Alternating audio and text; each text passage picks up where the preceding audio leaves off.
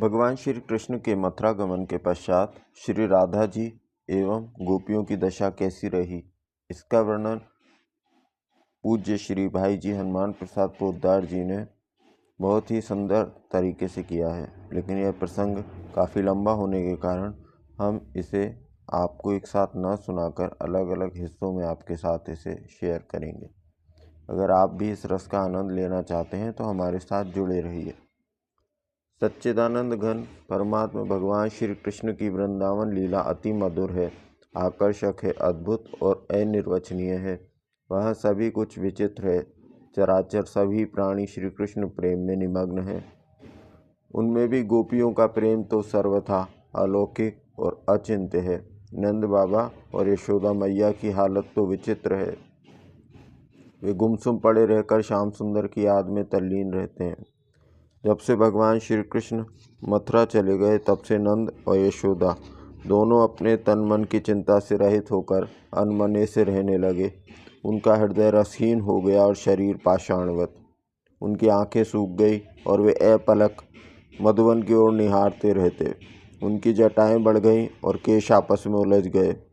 आसन, वस्त्र और आभूषण का कोई ध्यान ही नहीं रहा। उनके अंदर बड़ी पीड़ा रहती और रोम रोम व्याकुल रहता। यशोदा जी गाल पर हाथ रखकर, नंद जी दूसरी ओर मुंह करके श्री कृष्ण की याद में खोए रहते। दोनों अपने हृदय की व्यथा को इस प्रकार छिपाए रहते हैं कि एक दूसरा उसे जान न पाए। ब्रज निधि के बिछुड़ने से दोनों की आंखें सूनी ही नहीं हुई, उनकी सारी दुनिया ही सूनी हो गई। कन्हैया और बलराम के बिना उन्हें कुछ भी नहीं सुहाता। सभी अति दीन हो अकिंचन होकर रहते। भगवान श्री कृष्ण जब अपने प्रेम धाम ब्रज को छोड़कर मथुरा चले गए तब उनके विरह में अनेकानेक गोपांगनाएं पागल सी हो गईं। एक आकाश की ओर इस आशा में टकटकी लगाए हैं कि कहीं श्याम सुंदर प्रकट होकर दर्शन दे दें। दूसरी निराशा से व्याकुल होकर पूर्व की स्मृति में मगन होकर भाव विभोर हो गई। तीसरी अपने मन में आशा की किरण देखकर मोह से भर जाती है। एक अन्य गोपी सोच रही है और आश्चर्य से पूछती है कि आखिर अब प्रियतम ने हमारा त्याग क्यों किया। सभी खिन्न हैं और संतप्त हृदय से भिन्न भिन्न विचार कर रही हैं। गोपियाँ आठों प्रहर इसी प्रकार श्याम सुंदर के साथ विरह विहार कर रही हैं। भगवान श्री कृष्ण के मथुरा चले आने के बाद ब्रज के गोपियों की विरह दशा का वर्णन अत्यधिक मार्मिक एवं श्री कृष्ण प्रेम से ओतप्रोत है।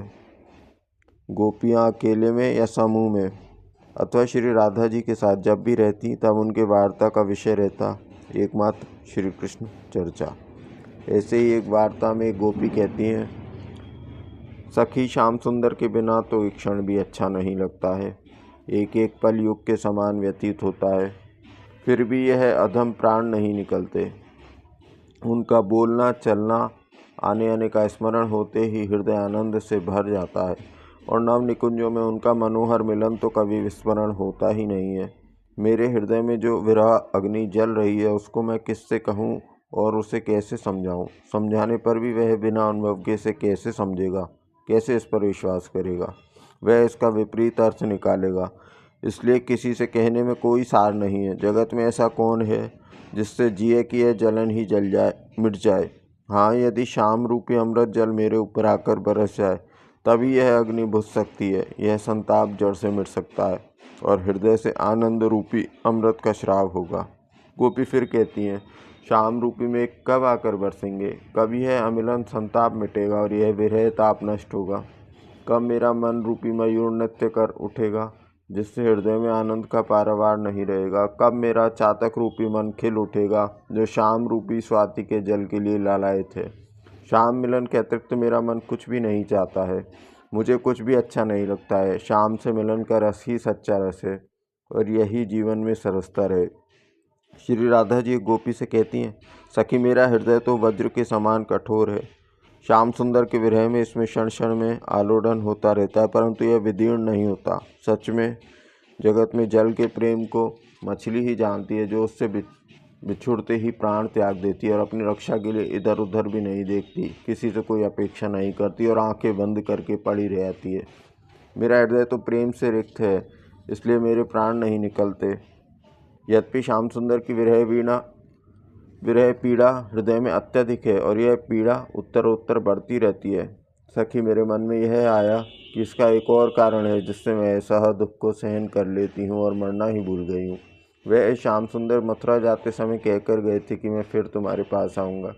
तभी से श्याम सुंदर के दर्शन की हृदय में मधुर आस लगी हुई है।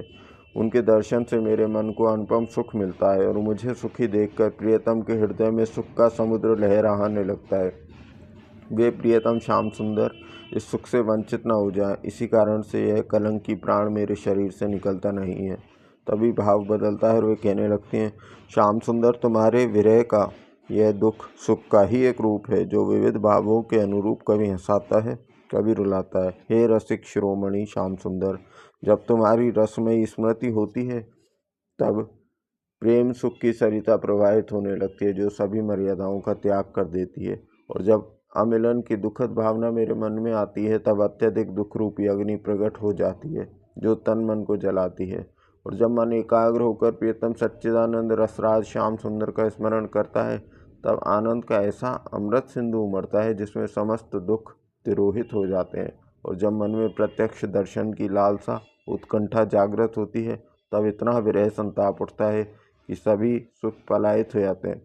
फिर श्री राधिका जी समस्त महाभाग्यवती गोपरमणियों के प्राणों की भाषा में श्याम सुंदर को संबोधित करते हुए कहती हैं, अहो हरि, मेरे मन प्राणों को हरण करने वाले श्याम सुंदर, मेरे प्राणों के प्राण, अब मैं तुम्हारी मुरली की मीठी तान फिर कब सुन पाऊंगी। रसेंद्र शिरोमणि, रस समुद्र, मैं अब पुनः कब तुम्हारे मुखचंद्र के दर्शन करूंगी।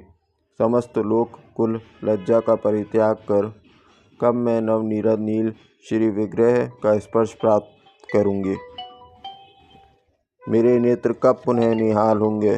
त्रिभंग भंगिम श्याम छवि को निरखकर अब मैं कब पुनः मालती की मनोहर माला गूंथकर मेरे श्याम के गले में पहनाऊंगी। कब मैं ललित पान का बीड़ा देकर श्याम सुंदर के अधरों को और भी सुंदर लाल लाल बना दूंगी। हाय श्याम सुंदर, अब पुनः कब मैं तुम्हारी चरण कमल रज को लेकर उससे अपने ललाट पर तिलक करूंगी। प्रियतम, अब तो तुम्हारा विषम वियोग मुझसे सहा नहीं जाता। निश्चय ही अब ये मेरे छटपटाते हुए प्राण इस शरीर का संबंध त्याग कर निकल ही जाएंगे। यूँ कहते कहते श्री राधा अधीर हो गई। उन्होंने निश्चय कर लिया प्राण तो निकलेंगे ही, परंतु मिलन की आशा मन में ज्यों की त्यों बनी रही। प्राण निकल जाने पर इसी शरीर में पुनः प्राण कैसे आ सकते हैं और उनसे कैसे मिलन हो सकता है, यह उपाय भी उनके ध्यान में आ गया। इससे आगे की चर्चा हम अगले वीडियो में आपसे करेंगे। तब तक के लिए जय श्री राधे।